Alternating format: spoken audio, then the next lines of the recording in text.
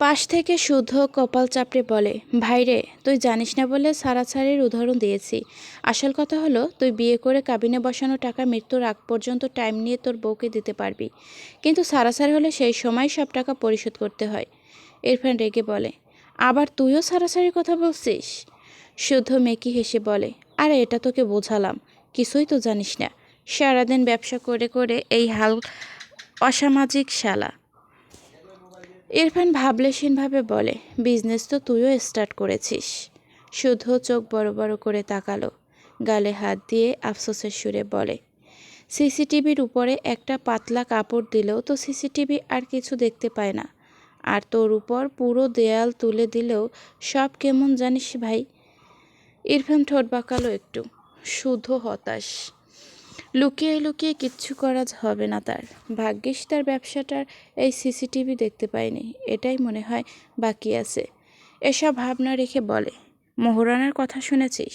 ইরফান গম্ভীর গলায় বলে, I know, বউকে মোহরানা পরিশোধ করতে হয়। শুদ্ধ হেসে বলে, ওটাই কাবিন। নে এবার বল তুই মাইরাকে কি দিবি? ইরফান শুদ্ধর দিকে চেয়ে বলে, ও তো তোর কপি ভার্সন বাদর। শুদ্ধ থতমত খেয়ে তাকায়, এই বেদ্যপটা তাকে অপমান করছে। ইরফান শুদ্ধর কথাগুলো মোটামুটি আস্তে বলার কারণে কেউ সেভাবে শুনতে পায়নি। শুদ্ধ রেগে বলে, এই বেদ্যপ, কথা কথা আমাকে অপমান করবি না তো। তোর বউ বাদর, সেটা আমার দোষ? ইরফান এই ব্যাপারে আর কিছুই বলল না, বিড়বিড় করে বলে, আমি তো ওকে প্রায় সবই দিয়ে দিয়েছি। শুদ্ধ চোখ ছোট ছোট করে বলে, কি বলছিস? ইরফান কিছুই বলল না। তারেক নেওয়াজ নিজেই কাজী সাহেবকে বলে, 15 লাখ লিখুন। ইরফান সাথে সাথে গম্ভীর গলায় বলে, প্লাস ইরফান নেওয়াজ। কাজী সাহেব তারেক নেওয়াজের কথায় লিখতে গিয়েও থেমে যায় ইরফানের কথা শুনে। সে ঠিক বুঝতে পারল না, দ্বিতীয়বার জিজ্ঞেস করতে তার মন সায় দেয় না। এই ছেলেকে তার সুবিধা লাগছে না। শুদ্ধ ইরফানকে গুতিয়ে বলে, তোর নাম লিখতে বলি কেন? ইরফান শুদ্ধর দিকে চেয়ে বলে, তোর মতো বাদরামি করে যদি আমাকে ছাড়তে চায়, দেন আমি শর্ত অনুযায়ী আবারও আমাকে দিয়ে দেব ওকে। শুধু অদ্ভুতভাবে তাকায় ইরফানের দিকে, মানের মাথায় এত আজগুবি চিন্তা আসে কোথা থেকে। ইরফানের সব ঠিকঠাক করে কাজী সাহেব বিয়ে পড়ানোর জন্য কথা বলতে নিলে শুদ্ধ পাশ থেকে বলে, ওহে চাচা, আপনি সব ভুলভাল পদক্ষেপ কেন নিচ্ছেন? কাজী সাহেব থমথম খেয়ে তাকায়। সে যে কাদের বিয়ে পড়াতে এসেছে এটা ভেবেই হাজার আফসোস হচ্ছে। শুদ্ধ হেসে বলে, আমি থাকতে অন্য কারো বিয়ে আগে পড়াবেন? এসব হয় নাকি? এরকম করলে তো আপনি খাবার পাবেন না চাচা। বিয়েতে এসে না খেয়ে গেলে আপনার অপমান হয়ে যাবে। আমি আবার বেশ উদার মনের মানুষ, কাউকে অপমান করতে পারি না। নিন নিন, আমার বিয়ে আগে পড়ান। মামা, তুমি থাকতে আমার ছেলে শুদ্ধকে রেখে কুড়িয়ে পাওয়া ইরফানের বিয়ে আগে পড়াচ্ছ? এসব কিন্তু তুমি মেনে নিচ্ছ? আমি পুরোই হতাশ। শুদ্ধর কথায় সবাই হাসলো। এ কেমন তা তো সবাই জানে। তারেক নওয়াজ নিজেও হাসলো। বজ্জাত ছেলেটা তাকে কিসব কথা বলে। এখন তার মনে হচ্ছে তাকে শুদ্ধর থেকে ট্রেনিং নিতে হবে, নয়তো ইরফানের সাথে টিকবে কি করে। ইরফান বিরক্ত চোখে শুদ্ধর দিকে তাকালো, তবে কিছুই বলল না।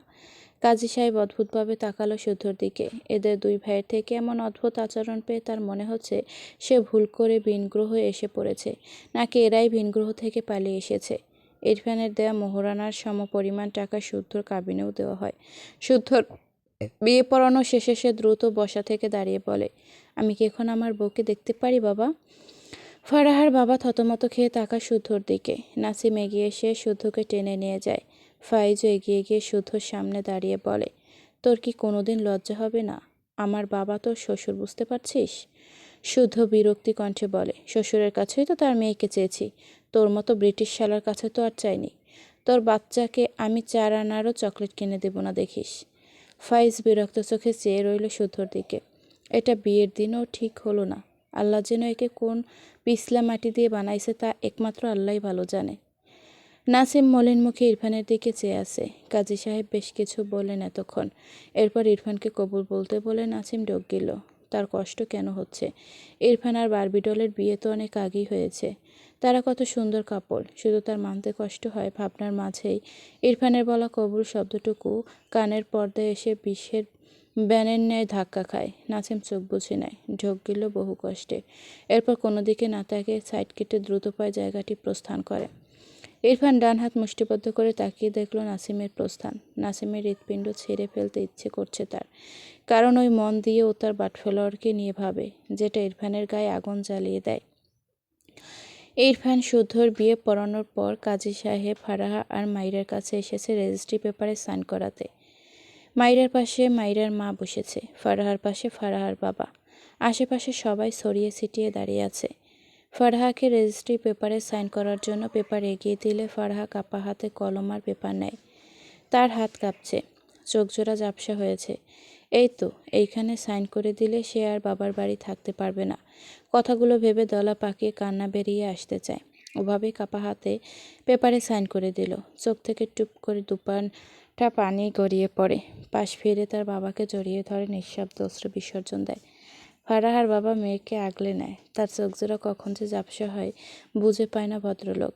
এই মেয়েটি সারা বাড়ি যে ঘুরঘুর করত, প্রতিদিন কোনো না কোনো আবদার করত, এখন এসব আর কী করবে? এখানে উপস্থিত সকলে বাবা মেয়ের আবেগমাখা মুহূর্তে নিজেরাও ভীষণ আবেগী হয়ে পড়ে। মাইরা মলিন মুখে পাশ ফিরে তাকিয়ে আছে। বাবা মেয়ের সম্পর্ক বুঝি এমন হয়, এত মিষ্টি হয়? সে তো জানে না, জন্মের পর কাউকে যে বাবা বলে ডাকবে সেইটুকুও পায়নি। বুদ্ধি হওয়ার আগে হয়তো ডেকেছিল লাবিবের বাবাকে, ভুল ভাঙলে আর ডাকেনি তো। বাবা মেয়ের সম্পর্ক কেমন হয় সেটুকু অনুভব করার সৌভাগ্যটুকুও তার হয়নি। মৃত বাবার কথা মনে পড়ল। স্বামী হিসেবে খুব খারাপ হলেও বাবা হিসেবে হয়তো তাকে এভাবেই আদর করত। ইস, তার কপালে বাবার একটুখানি ভালোবাসা যদি আল্লাহ দিত। কথাগুলো ভাবতে ভাবতে কখন যে চোখজোড়া ঝাপসা হয়েছে মেয়েটি বুঝতেই পারেনি। তারেক নেওয়াজ মাইরাকে লক্ষ্য করে বলে, মনে হচ্ছে আমার মাইরা আম্মু আমাকে ভুলে গিয়েছে। মাইরা তারেক নেওয়াজের কথাটা শুনে দ্রুত ঝাপসা চোখজোড়া মুছে সামনে তাকায়। বসা থেকে দাঁড়িয়ে তারেক নেওয়াজের সামনে এসে হেসে বলে, একদম ভুলে যায়নি বাবা, আপনি মিথ্যা বলছেন। তারেক নেওয়াজ আফসোসের সুরে বলেন, তবে বাবার জন্য আক্ষেপ করছিলে কেন? এই যে তোমার জলজান্ত বাবা তোমার সামনে দাঁড়িয়ে আছে, অথচ তুমি আমাকে ভুলে গেলে। মাইরার কী যে হলো কে জানে। হুট করে তারেক নেওয়াজকে জড়িয়ে ধরে তারেক নেওয়াজ মৃদু হেসে মাইরার মাথায় হাত রেখে বলে, এবার মনে হচ্ছে মেয়ে আমাকে পুরোপুরি মেনে রেখেছে। মাইরা হাসলো, চোখের কোণ ঘেঁষে পানি গড়িয়ে পড়ে। তার এত ভালো একটা বাবা থাকতে সে কেন আফসোস করছিল? মাইরার মা সহ সকলে অপলক চেয়ে রইল শ্বশুর বৌমার দিকে। বাইরের কেউ দেখে বিশ্বাসই করবে না মাইরা তারেক নেওয়াজের নিজের মেয়ে নয়। মাইরার মা মুগ্ধ দৃষ্টিতে তাকিয়ে রইল। তিনি জানতেন তার প্রাক্তন স্বামীর বন্ধু তার মেয়েটাকে খুব আদরে রাখবেন। সে মা হয়ে বাবার আদর মেয়েকে এনে দিতে পারেনি, এসব তারেক নেওয়াজ তার মেয়েকে এনে দেবেন। দিচ্ছেনও তো, তার ইচ্ছে পূরণ হয়েছে। তার মেয়ে এখন সুখী। তার জীবনে অনেক বড় একটি পাওয়া পূরণ করে দিয়েছে আল্লাহ, তার মেয়ের সুখ। এর জন্য কত রাত তিনি কেঁদে ভাসিয়েছেন। অবশেষে আল্লাহ তাকিয়েছে তার মেয়ের দিকে। তারেক নেওয়াজ মাইরার হাত ধরে মাইরাকে তার জায়গায় বসিয়ে দেয়। তিনি নিজেই মাইরার পাশে বসে কাজের উদ্দেশ্যে বলে, আমার মেয়ের রেজিস্ট্রি পেপার দিন। মাইরা বারবার চোখজোড়া ঝাপসা হয়। কিছুক্ষণ আগে তার বাবার আদর থেকে বঞ্চিত হওয়ার জন্য আফসোস চোখে ভিজছিল, আর এখন সে এরকম একজন বাবা পেয়ে যাওয়ার আবেগে চোখ বেজাচ্ছে। মাইরা রেজিস্ট্রি পেপারে সাইন করতে গেলে তার প্রথমবার বিয়ের দিনের কথা মনে পড়ে। কতই না কেঁদেছিল বিয়ে করবে না বলে। মায়ের আঁচল থেকে বেরোতে ইচ্ছে করতো না, যদিও তার বাড়িতে দিনগুলো ভীষণ কষ্ট পেরোতো, কিন্তু সেখানে কত যে মায়ের ভালোবাসা ছিল, এখনও আছে, তা মাইরা ভুলবে কি করে? ঝাপসা চোখে একবার মায়ের দিকে তাকালে দেখলো তার মা ঝাপসা চোখজোড়া তার উপর থেকে দ্রুত সরিয়ে নিল। মাইরা মলিন হেসে রেজিস্ট্রি পেপারে সাইন করে দেয়। বিয়ের সব কাজ শেষে ইরফান, মাইরা, শুদ্ধ, ফারাহা সহ সবার কাজিন একটি বড় টেবিল বুক করে বসেছে। মাইরা যদিও দুপুরে খেয়েছে, কিন্তু এখন নাকি বর বউ একসাথে খেতে হয়। মাইরা অল্প একটু খাবে বলে ঠিক করেছে। ইরফান ঘাড় বাঁকিয়ে মাইরার দিকে চেয়ে আছে। মাইরা সবাইকে দেখছিল। ইরফানের দিকে চোখ পড়লে দুজনের চোখাচোখি হয়। মাইরা এগিয়ে গিয়ে ফিসফিসিয়ে বলে, কিছু বলবেন?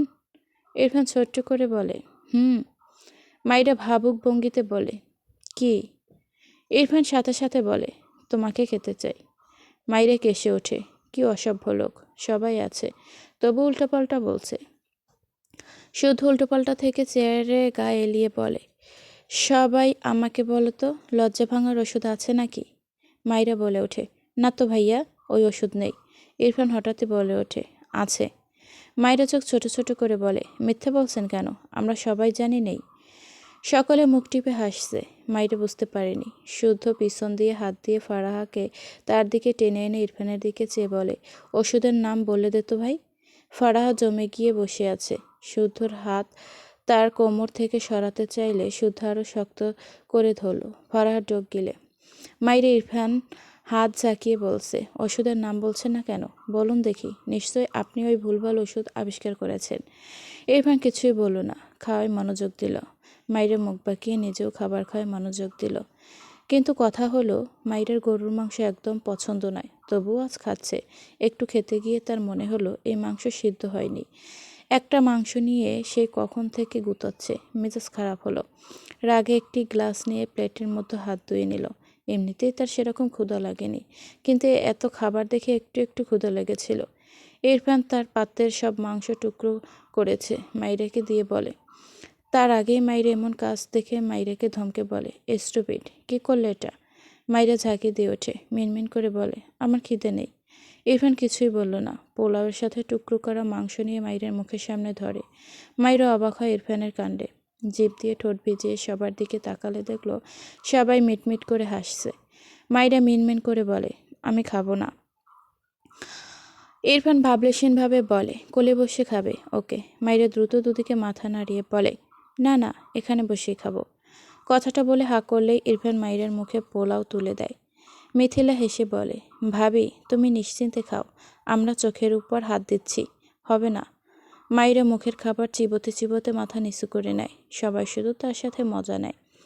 শুদ্ধ মাথা নিচু করে খেতে খেতে বলে, একটা লজ্জাশীল বউ পেয়েছি, এবার একটা লজ্জাহীন বউ লাগবে।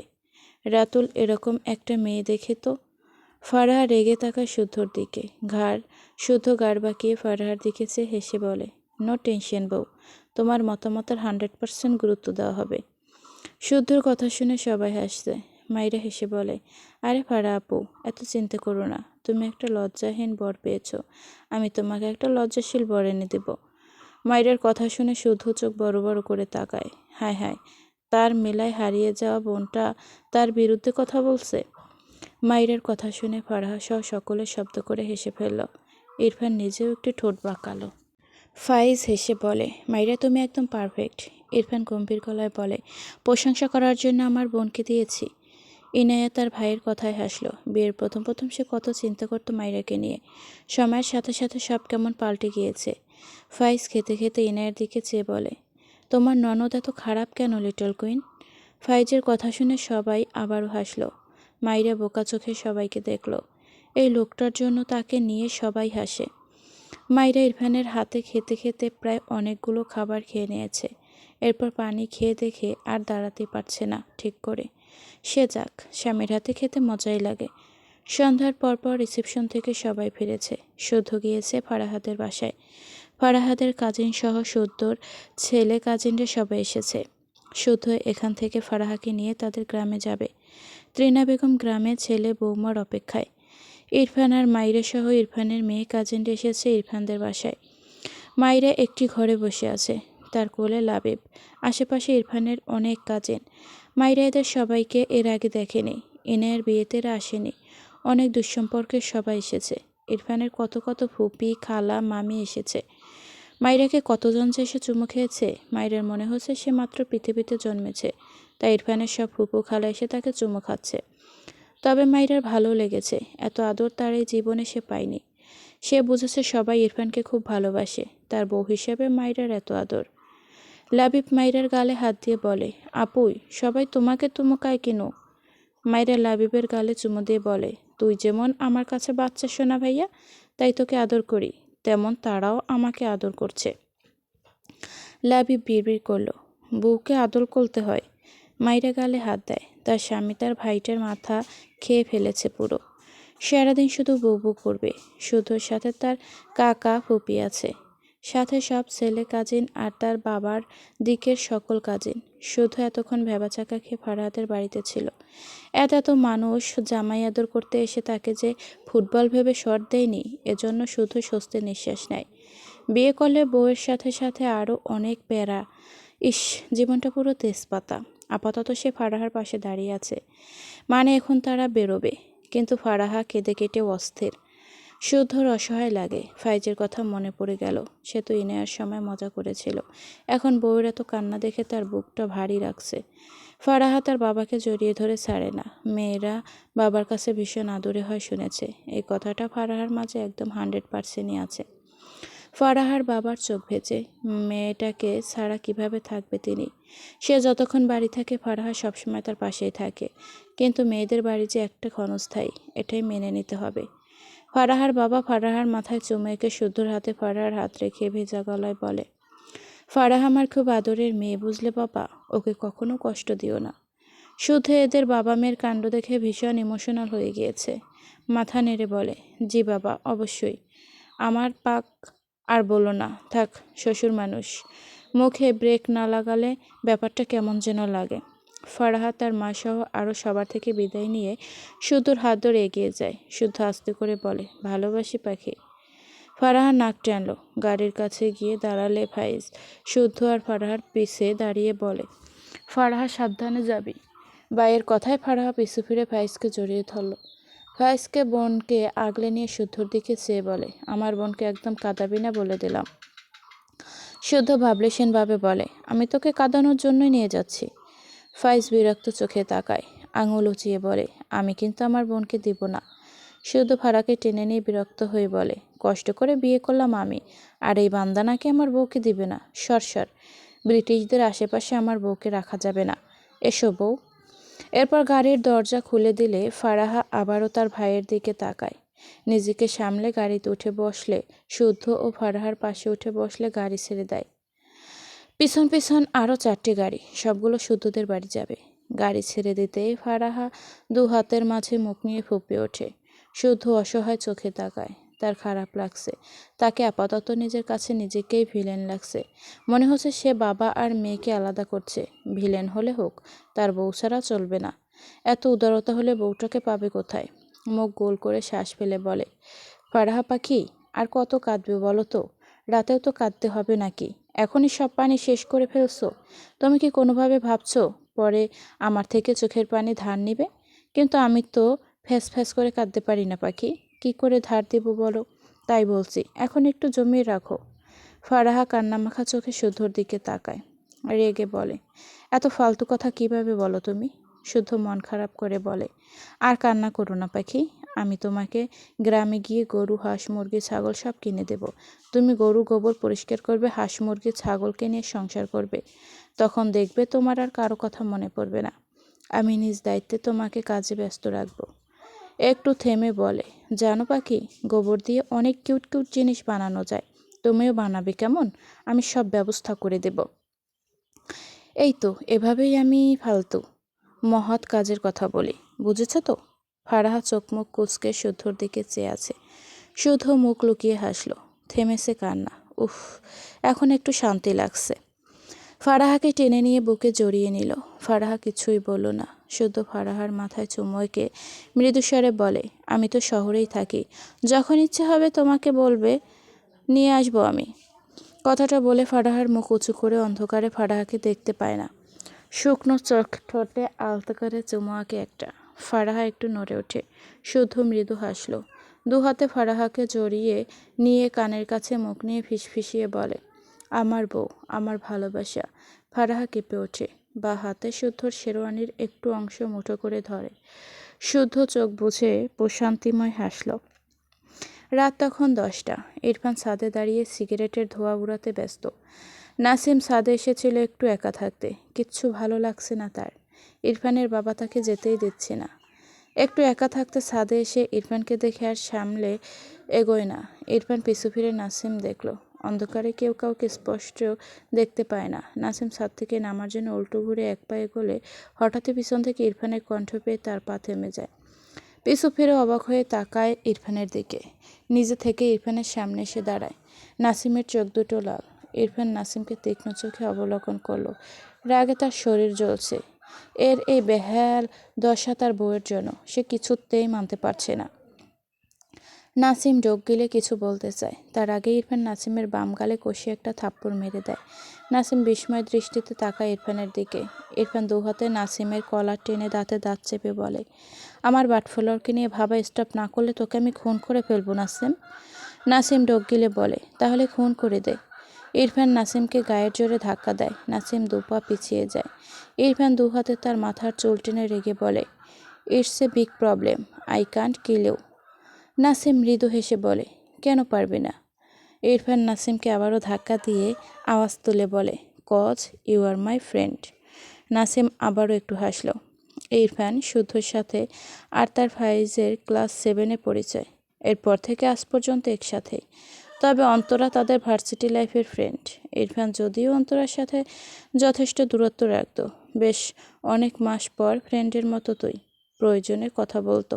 এরপর অন্তরার ফালতু কাজে ইরফান অন্তরার উপর ভীষণ ক্ষিপ্ত হয়। অন্তরার সাথে ইরফানের ভাই বোনের সম্পর্কের সূচনাতে সমাপ্ত হয়েছে, কিন্তু সে শুদ্ধ ফাইজ ইরফান এদের রিলেশন অন্যরকম। ইরফান নিজেকে শান্ত করে গম্ভীর গলায় বলে, তুই বিয়ে করবি? নাসিম বিস্ময় দৃষ্টিতে তাকায় ইরফানের দিকে। ইরফান এগিয়ে এসে বলে, এস সুন অ্যাজ পসিবল। তোর বিয়ে হবে? নাসিম ডোক গিলে বলে, আমি বিয়ে করব না ইরফান, তুই আমার লাইফে ইন্টারফেয়ার করিস না। অ্যাটলিস্ট এই টপিক নিয়ে তো নয়। আমি বুঝেছি আমাদের ফ্রেন্ডশিপের সমাপ্তি এখানেই, তুই ভুলে যা আমাকে। ইরফান রেগে বলে, নো, তোর লাইফে ইন্টারফেয়ার আমিই করব। আমার ফ্রেন্ড হওয়ার আগে এসব ভাবা উচিত ছিল তোর। অ্যান্ড এসব ভোলাভুলি, I just hate this topic. Nasim কি বলবে বুঝল না। সে জীবনে বিয়ে করতে পারবে না ভাবলেই তার কেমন দমবন্ধ লাগে। ইরফান হঠাৎই শান্ত কণ্ঠে বলে, নেক্সট ডে একটা রাইড হোক। নাসিম অবাক হয়ে তাকায় ইরফানের দিকে। ভার্সিটিতে তারা 4 বন্ধু মিলে প্রায় বাইক রাইড যেত, তবে ইরফানকে কখনো হারাতে পারতো না। এটা নিয়ে সে ফাইজ শুদ্ধ ভীষণ আফসোস করত। মাঝে মাঝে তারা 3 জন আলোচনা করত ইরফানের মাথায় বাড়ি দিয়ে ইরফানের মাথা থেকে রাইড করার স্মৃতি ভুলিয়ে দিয়ে তারা কেউ একজন জিতুক। পরে নিজেদের বোকা বোকা কথায় নিজেরাই হেসে ভার্সিটির মাঠ জমিয়ে রাখত। তবে নাসিম একবার ইরফানকে হারিয়েছিল, কিন্তু সে উইন হওয়ার পর দেখে ইরফানের গায়ে জ্বর ছিল। অথচ তারা কেউ বুঝতেই পারেনি এ জন্ম থেকেই মাথা পাগল। এরপর ইরফান হঠাৎই বিজনেসে ফোকাস করায় বাইকের প্রতি যে ঝোঁক ছিল এটা থেকে একদমই সরে এসেছে। তারা সবাই একটু একটু অবাক হয়েছিল ইরফানের কাজে। ইরফানের সাথে সাথে তারা আবার সেদিকে যায়নি। আজ হঠাৎ ইরফানের মুখে রাইডের কথা শুনে নাসিম অবাক না হয়ে পারল না। ইরফান তার হাতের অর্ধেক সিগারেট টুকুর ধোঁয়া টেনে শেষ করে এরপর চুইংগাম মুখে দিয়ে নাসিমের দিকে চেয়ে আবারও বলে, ঢাকা বাইপাস থেকে বঙ্গবন্ধু সেতু পর্যন্ত বাইক রাইড। যদি তুই রাইডে হেরে যাস, দেন তোকে নেক্সট 1 মান্থের মধ্যে বিয়ে করতে হবে। নাসিমের বোধহয় এটা শোনাই বাকি ছিল। হতভম্ব হয়ে বলে, তুই কি পাগল? ইরফান কিছুই বলল না, উল্টো ঘুরে এগিয়ে যেতে নিলে নাসিম অবাক হয়ে বলে, তুই হেরে গেলে কি করবি? ইরফান পা থেমে যায়। নাসিম একটু হেসে আবারও বলে, বারবিডলকে আমায় দিয়ে দিবি? ইরফান দুহাত মুষ্টিবদ্ধ করে নেয়, রাগে কান দিয়ে দোয়া বের হচ্ছে যেন। দাঁতে দাঁত চেপে বলে, বাটফলার আমার বউ, অন্যের বউকে চাইলে লজ্জা করে না তোর? ইরফানের কথাটা নাসিমের আত্মসম্মানে লাগলো, তবুও বলে, ভালোবাসলে তো একটু নির্লজ্জ হতে হয়। ইরফান উল্টো ঘুরে নাসিমের দিকে তাকায়, মুখ গোল করে চিবনো চুইংগাম ফেলে দিয়ে খুব স্বাভাবিকভাবে বলে, কখনো যদি বাটফলারের মনে ভুল করেও অন্য কাউকে স্থান পায়, সেদিনই এই দুনিয়ায় ওর শেষ দিন হবে। যেভাবে ওকে বাঁচাতে এই 2 হাতে আগলে নিয়েছি, সেভাবে এই 2 হাতে ওকে শেষ করতে একবারও ভাববো না। অ্যান্ড অপোজিট পার্সনকে ঠিক কিভাবে মারবো এসবের ডেসক্রিপশন দিয়ে কারো ঘুম নষ্ট করতে চাই না। নাসিম ইরফানের ঠান্ডা গলায় বলা কথাগুলো শুনে ডোক গেল। মাইরা ছাদে এসেছিল হাওয়া খেতে। সবার মাঝ থেকে থেকে সে সিদ্ধ হয়ে গিয়েছে, তাই সে লুকিয়ে লুকিয়ে এক প্রকার পালিয়ে ছাদে একটু ফ্রেশ হাওয়া খেতে এসেছিল। কিন্তু ছাদের শেষ সিঁড়িতে দাঁড়িয়ে ইরফানের বলা লাস্ট কথাটা শুনে বেচারি ভয়ে জমে গিয়েছে। ইরফানের কথা বলার ধরন কেমন যেন লাগলো। ইরফান আবারও বলে, নেক্সট ডে চলে আসিস, অ্যান্ড বিয়ের প্রিপারেশন নেই। নাসিমের চোখজোড়া ঝাপসা হয়, কিছুই বলল না। সে দ্রুত পায়ে এগিয়ে এসে ইরফানের পাশ কাটিয়ে ছাদ থেকে নেমে যায়। মাইরা দাঁড়িয়েছে, বুঝেছে বোধহয়, তবে মাইরার দিকে একবারও তাকায়নি। পাশের সিঁড়িতে গিয়ে শার্টের হাত দিয়ে একবার চোখ মুছে নিয়ে পায়ের গতি বাড়ায়। ইরফান উল্টো ঘুরলে মাইরাকে দেখে ভীষণ অবাক হয়, রাগও হয় খানিক। এগিয়ে এসে ধমকে বলে, এখানে কি করছো তুমি? মাইরা ভয় পায়, ঝাঁকি দিয়ে ওঠে। ইরফানের দিকে চেয়ে থেমে থেমে বলে, আপনি আমাকে মেরে ফেলবেন?